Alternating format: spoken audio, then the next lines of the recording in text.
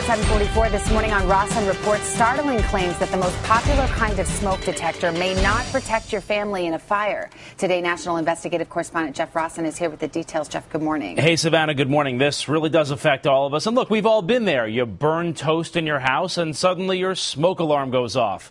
So you assume it's ultra sensitive, but experts say, think again. Turns out smoke from burning food is much different than smoke from burning furniture. In fact, we found in a real fire, your smoke detector may not go off in time to save your family. 911. I have a fire in my home. I've got the baby I better call with. A desperate mother waking up to a house full of smoke, trying to save her kids. As I'm trying to get upstairs, my first thought is the 4 people that I have upstairs. Trying to make sure that they're not scared to death, that they're safe, and that they're okay. I have 4 children dead in the house. It's burning, it's incinerated. The kids didn't make it. Cause of death, smoke inhalation. So why didn't they have more warning? After all, Amanda deputy says the house had working smoke detectors. We put fresh batteries in the smoke detectors. We pushed the test button, so I knew they worked. And then when it was time, they never went off. Amanda says she had the most common type of smoke detector, used in 90% of homes. Inexpensive, easy to find alarms that rely on ionization technology. They work well to detect fires with fast flames.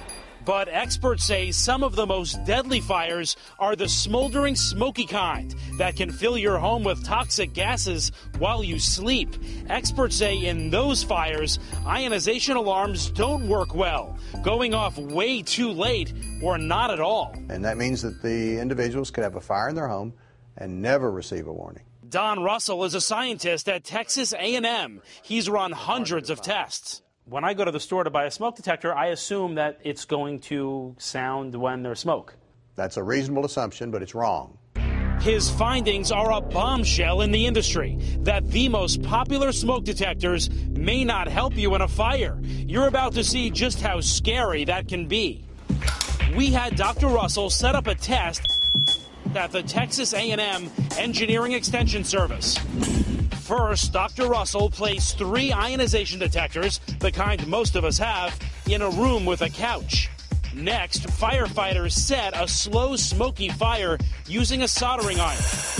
We're watching on monitors outside.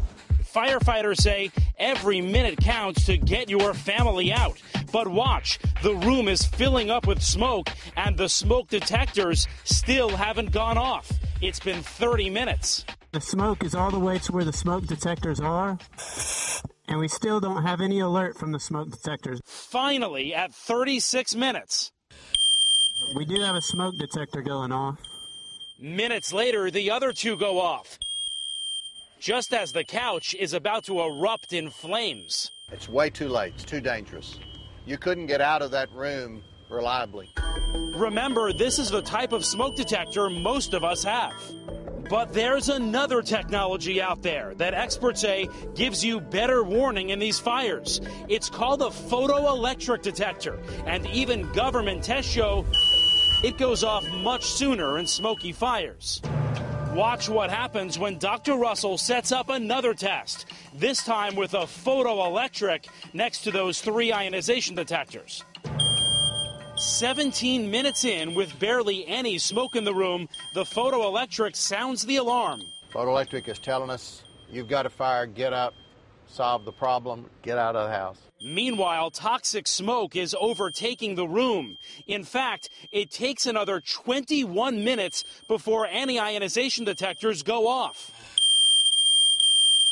These seasoned firefighters are shocked. All I could think about was my own family. And if I would have relied on ionization, my family probably wouldn't make it out.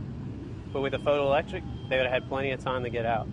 Photoelectric technology has been around for decades. And while the leading smoke detector companies make photoelectric alarms, they still sell most of their products without it. I think it's probably a business decision. The ionization detectors cost less money to make than the photoelectric. That is a correct statement. The companies told us all their detectors provide adequate escape time and meet safety standards. They will only respond when there is government pressure to do so. So we went straight to the government agency overseeing the companies, the Consumer Product Safety Commission. Why not tell these smoke detector companies, make sure to get that photoelectric technology into all of your detectors so you're covered completely? Why not mandate it? Because both technologies are working and saving lives. We know of several cases where the smoke alarm, people say, just did not go off. In those cases, that they need to practice a fire escape plan to make sure they can get out. But if the smoke detector didn't go off and the house is full of smoke by the time it does, what does an escape plan do? It helps them escape better when the smoke alarm eventually goes off. But eventually isn't good enough for Amanda deputy, who lost nearly everything. I would like to think that if I had known that I might have a family of 7 instead of a family of 3. To be clear, no one is saying throw out your smoke alarm. Fire officials say the best advice is to have both technologies. You can even buy a dual detector that has both those technologies in one Savannah, though it costs a little more money. Remarkable. Thanks for the information, Jeff.